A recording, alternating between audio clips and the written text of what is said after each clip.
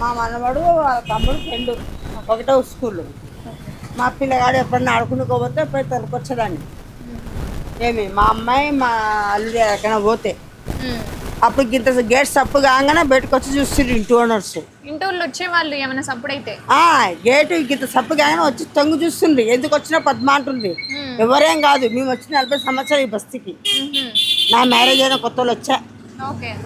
నా మ్యారేజ్ అయిన 3 రోజులకు వచ్చా. అని ఏమైందమ్మా అసలు సహస్రకి ఏమైంది? ఎప్పుడు సహస్రకి నాకైతే కానీ నా అమ్మ మాకు అక్కడ జెండా కలర్ టీ స్టాల్ ఉంది. నాకు అది తెలిసింది. స్కూల్ పక్కన బిల్డింగ్ ఉంది, ఆ బిల్డింగ్ పక్కన ఇంకో బిల్డింగ్ ఉంది అన్న వరకు నేను ఇక్కడ ఉరికొచ్చేసిన. ఇక్కడికి వచ్చే వరకు ఈ పిల్లనే.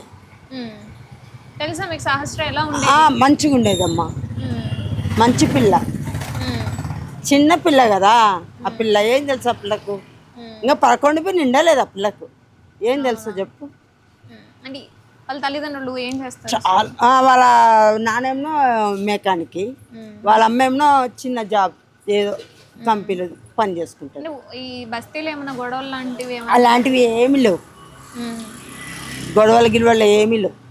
ఎట్లుంటారు వాళ్ళు అసలు? బాగుంటారు, మంచిగా ఉంటారు, కలిసిమెలిసి ఉంటారు. ఇంట్లో గొడవలు కానీ ఇంట్లో గొడవలు ఉండవు, ఏముండవు, మంచిగా ఉంటారు వాళ్ళు. అంటే ఎవరు చంపేశారు అనుకుంటున్నారు ఆ అమ్మాయిని? ఎవరు చంపారు అనేది ఆ దేవుని తెలవాలి. ఇంతవరకు అయితే కన్నా ఏమి ఆ కెమెరా ఉండి పాడేయంటే కానీ తెలిసిపోయేది. కెమెరా లేదు, దానివల్ల ఎవరి మీద డొట్టు పన్నీకే లేదు అండి మాకు. కెమెరా లేదు అని తెలిసిన వ్యక్తి చేసుంటాడేమో అనుకోవచ్చు కదా. అట్లా అనుకోవచ్చు. ప్లేస్ అపార్ట్మెంట్లో గీత సప్పుడు కాకుండా గేట్ సప్పుడు అయితేనే వచ్చి చూస్తే వాళ్ళు అంత పిల్లలు చంపేదాకా చూడలేదంటే ఎవరి మీద నింద వేయలేము. కింద ఫ్లోర్ కాదు అసలు, ఇది ఎక్కడ మారుమూలలో ఉన్న ఇల్లు కూడా కాదు. అందరూ తిరుగుతూనే ఉంటారు. మరి ఇలాంటి టైంలో ఎవరు చూడలేదు అంటారా? చూడాలి కాదు, అది ఏదో ఏదో మనసులో పెట్టుకొని చేసిర్రు. పిల్ల మీద ఏముందమ్మా చూపించి? చిన్న పిల్ల కదా, ఆ పిల్ల ఏముంది చూపించేది ఉంటే వాళ్ళ అమ్మ నాన్న చూపించేది ఉండే. పిల్ల ఏం చేసింది అంతే కదా. మరి ఎన్ని కక్షలు ఉన్నా ఎన్ని ఏమనుకున్నా కక్షలు అంటే ఏముండవు నాకు తెలిసిన కాడికి. కక్షలు అంటే ఏమి లేవు. కాకపోతే నోరు గట్టి చేయదు, అది ఒక రూల్ ఉంది. నోరు మాట్లాడకూడదు, దేనికి మాట్లాడొద్దు. ఇంటి ఓనర్ వాళ్ళ కాడ ఎందుకు మాట్లాడొద్దు? కిరాయిస్తలేమా? ఇప్పుడు ఏమైనా ప్రాబ్లం ఉంటే చెప్పుకుంటాం. ఇవి పోతలేవు, నీళ్ళు వస్తలేవు, అవి చెప్పుకోవా, చెప్పుకుంటాం. ఈ చిన్న చిన్న వాటికి అమ్మాయిని చంపేసి ఎంత ఉంటుంది అంటారా? అంటే నేను ఇంటి అని చెప్తలేను.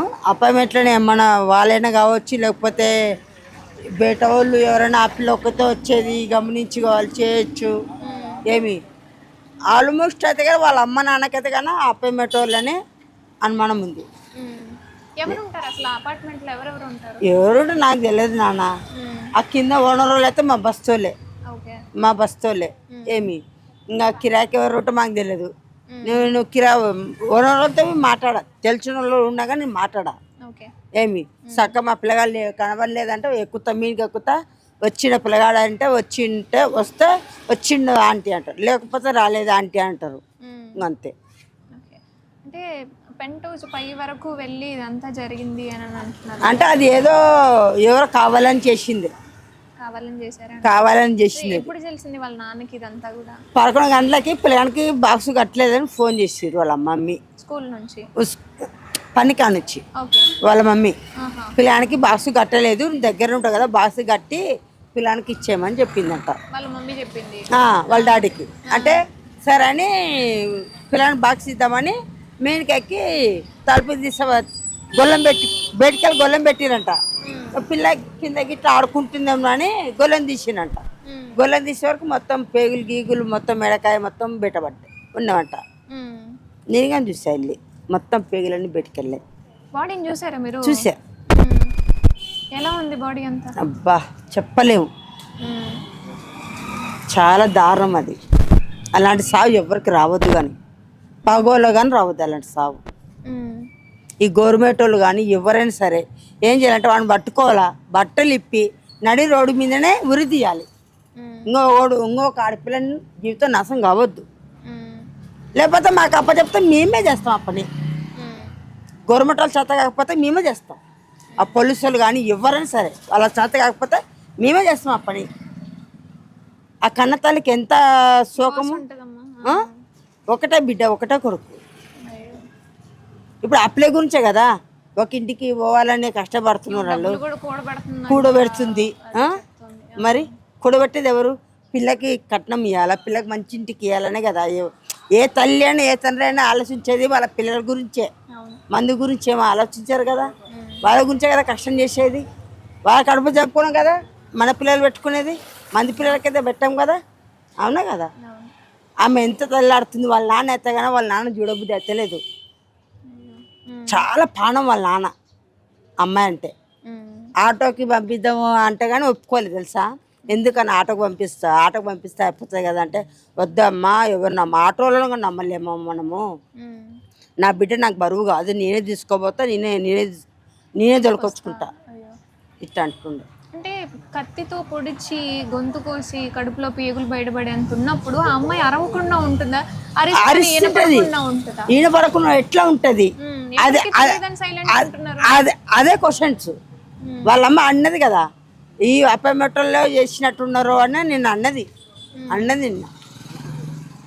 కావాలనే సైలెంట్గా ఉంటున్నారు. అంటే ఏం చేయాలంటారు ఇప్పుడు? ఆ వ్యక్తిని ఏం చేస్తే బెటర్? ఇది చెప్పాను కదా, బట్టలు ఒడగొట్టి నడి రోడ్డు మీద ఊరేయాలి. మా చేతికి అప్ప చెప్తే కన్నా ఏం చేయాలి మేము అది చేసేస్తాం. అంతే కదా. ఇప్పుడు తల్లిదండ్రులు శోకాన్ని ఎవరు తీరుస్తారు మరి? ఇప్పుడు అలాంటి ఇప్పుడు పిల్లని తెచ్చిస్తారా ఎవరైనా? తెచ్చిస్తారా అమ్మా? తెచ్చిలేరు కదా. మరి ఎవరైనా కలుపుకొత్తనేది.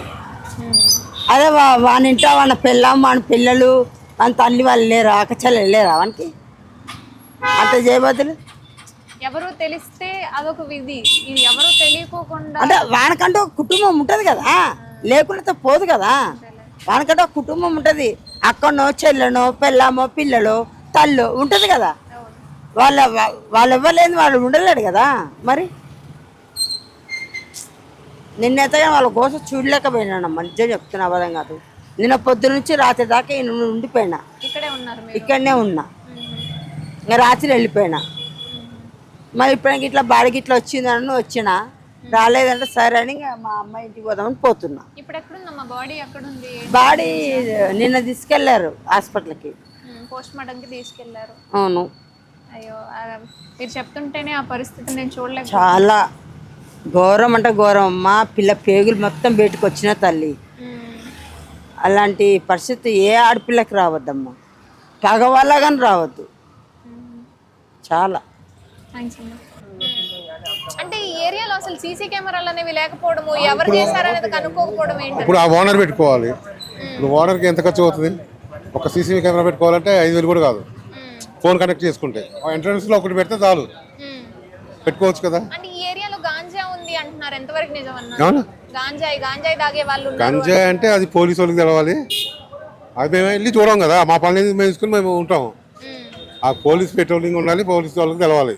ఇప్పుడు గంజాయి వ్యాపారం అంటే అది సైకోగా చేస్తున్నారు, తెలవక, ఆ మత్తులో తెలవక చేస్తున్నారు. తెలవంటే అది బ్యాచ్ అంటే అంత పైకి వెళ్ళడం అంటే ఎటు వెళ్తారు చెప్పండి? బయట వాళ్ళు పోతారా? బయట వాళ్ళు ఎవరు వెళ్ళరు కదా. అంత పైకి వెళ్ళాలంటే పాప ఒంటరిగా ఉందంటే బయట వాళ్ళకి ఎవరు తెలుస్తుంది? బయట పక్కన వాళ్ళకే తెలియదు. అంతే కదా. ఎవరు వచ్చినా సరే మందులు ఇచ్చే ఓనర్ కూడా లేకపోవడం అదే టైం. అప్పుడు ఆయన హాస్పిటల్కి పోయారంట, తర్వాత వచ్చారంట. మరి మిగతా 2 ఫ్లోర్ల వాళ్ళు కూడా చూడలేదు ఆ పిల్ల కనీసం. అంటే ఇప్పుడు అదే కదా చెప్తున్నాడు, ఈ సిటీలో అనేది ఒక్కొక్కరు పక్క పక్కన పట్టించుకోరు. ఎంత గొడవ అయినా గొడవ అంటే వెళ్ళరు, చూడరు. ఇప్పుడు చూసేది ఇప్పుడు సీసీ కెమెరాలు ఉంటే ఇప్పుడు డైరెక్ట్గా తెలిసేది ఎవరు వచ్చారు ఎవరు చేశారని తెలిసేది. ఆ ఇంటికి సీసీ కెమెరా లేదు మెయిన్. ఇంకా మాకంటే మా పక్కన గల్లీలో ఉన్నవాళ్ళం. మాకు బాధ ఉంటుంది, ఆ పాప చచ్చిపోయిందని బాధ ఉంటుంది. కానీ మాకు ఆడపిల్లలు ఉన్నారు, మాకు టెన్షన్ ఉంటుంది, ముందు మమ్మీ ఎట్ట పంపించాలని అట్లా బాధ ఉంటుంది. కానీ వాళ్ళకు ఆ ఇంట్లో వాళ్ళకి తెలవాలి, లేకపోతే వాళ్ళ చుట్టాలకు తెలవాలి. అంటే వ్యక్తిగతంగా వాళ్ళ ఇంట్లో ఎటువంటి గొడవలు లేదు, మేము ఎవరితో ఇప్పుడు బయట వాళ్ళు మేమైతే చెప్తామమ్మా, మేమేటో చెప్తాం చెప్పు, బయట వాళ్ళు మేమేటో చెప్తాం చెప్పండి. ఇప్పుడు మేము తిరుగుతాం కానీ పక్క పక్కన వాళ్ళే పట్టించుకోరు. ఇప్పుడు మా అపార్ట్మెంట్లో ఉంది, వాళ్ళ పక్కన ఊరికి పోయా అని మాకు తెలవని కూడా తెలియదు. ఆ పక్కన అపార్ట్మెంట్లో మేము పట్టించుకోంగా ఎందుకు. కానీ అన్న అంటే మత్తుమంది ఇచ్చో లేదా విషం ఇచ్చో చంపేస్తే తెలియకుండా జరిగే చావు అనుకోవచ్చు. కత్తితో పొడిచి 3-4 చోట్ల పొడిచి చేశారు అంటే అరవకుండా ఉంటదంటారా ఆ పిల్ల? అది ఇప్పుడు ఆ బిల్డింగ్ వాళ్ళకి తెలవాలి, వాళ్ళకి తెలవాలి. లేదా కుక్ వేసి ఉంటారు వాళ్ళు, నోట్లో కుక్కి 2-3 వచ్చి ఉంటారు, లేకపోతే 2-3 వచ్చి ఉంటారు, ఒకరు కుక్కి ఒకరు చేసినట్టున్నారు. అదైతే తాగిన మత్తులో గంజాయి పేచే. అది చుట్టాలు కూడా సొంతలు కూడా అట్లా చేయరు. తాగిన మత్తులోనే ఇక ఖరాబ్ అవుతుంది కొత్తగా. పాపని 10 సంవత్సరాల పాపని చంపడం అంటే అది ఘోరం మరి.